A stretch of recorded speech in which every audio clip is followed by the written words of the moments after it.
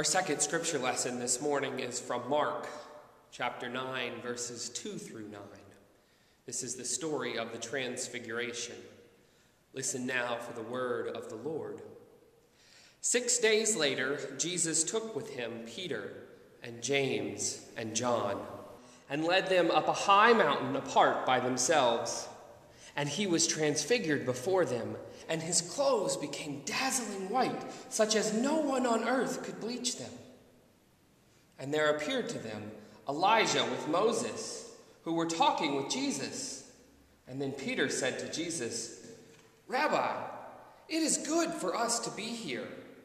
Let us make 3 dwellings, one for you, one for Moses, and one for Elijah." He did not know what to say, for they were terrified. Then a cloud overshadowed them, and from the cloud there came a voice, "This is my Son, the Beloved. Listen to him." Suddenly, when they looked around, they saw no one with them anymore, but only Jesus. The word of the Lord. Thanks be to God. For my sermon this morning, I'm going to be bringing you a message about transformation. After all, it is Transfiguration Sunday, so what better time to talk about the transformation process? Furthermore, while you are sitting comfortably in your pews, I, along with many others, are slaving away to build a house down in Rocky Point. This time-lapse video shows a bit about what we do in Rocky Point. How we stand up the walls and put the roof on and nail it all together. But this transformation process is unique. We build a house in 2.5 days. It's quite remarkable. But see, most transformations are not this rapid. In fact, they are slow and take a long time, sometimes months or years. Transformation is more often like what we see in Honduras than what we see in Rocky Point. So let's go. Here, to Honduras.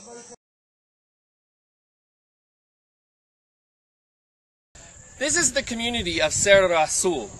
It's the same community we worked in 2011, and one of the communities we visited in 2010. So I've actually been here for 3 consecutive years.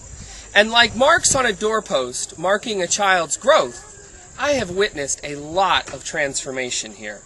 The 3 types of transformation that I've witnessed here in Honduras are, first, the transformation of just simple objects like a board or a pile of rock and cement that then becomes a concrete block.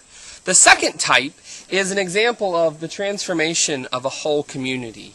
And the third type is the transformation that happens in here and in here. The first type of transformation is about how objects are changed into something else. And this is a type of transformation we see a lot in all types of construction. We see dirt, cement, and water mixed together to form a very powerful substance, concrete.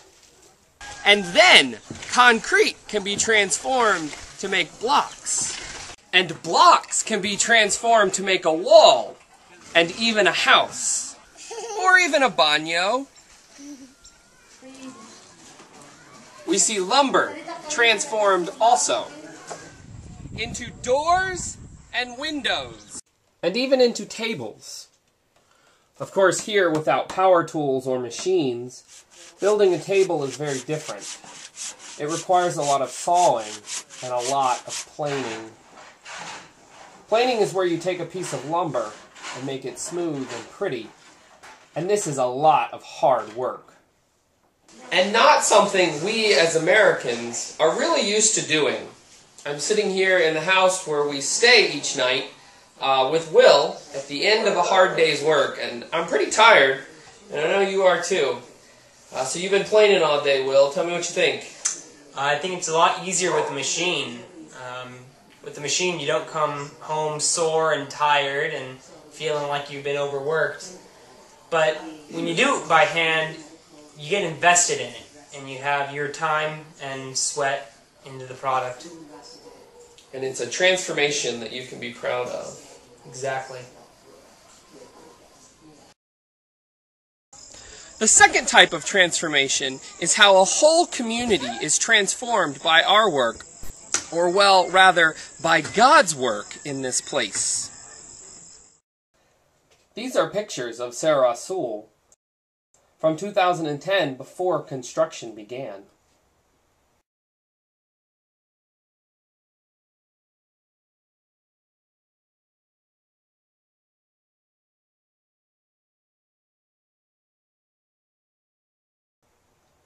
And then these are some pictures from last year when we were in the process of building the homes.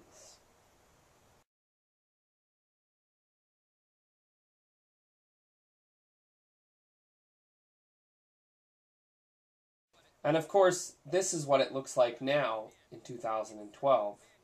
It's certainly been an amazing transformation of the landscape and the buildings. The transformations I see here have a lot more to do with just buildings and landscape. I also see a transformation of the people. When we first come here, there is a lot of poverty. But it's not just poverty, it's an overall attitude and a way of looking at life that is sometimes very depressing. But after the groups come, it brings these communities hope, and they begin to build new houses, and their smiles change, and their faces change, and their overall attitude change, and they begin to transform not just where they live, but how they live and how they look at God, and it's an overall sense of hope. The third type of transformation that I want to talk about this morning is the way God can transform our hearts and the way we see the world. One example of this is just really simple. The people here in Honduras, in their old houses, they didn't have windows. In their new houses, they often have these big, beautiful windows. And it really transforms the way they see the world by just having a window and going from looking through this small hole to looking at the world through this bigger hole. And it allows them a greater sense of hope and a greater sense of community. And that's just a small example of how God can change the way you think. God's ability to transform isn't limited to the Honduran people. It can affect us too. I know it has changed me and how I think and how I look at the world, and even how I read the Bible.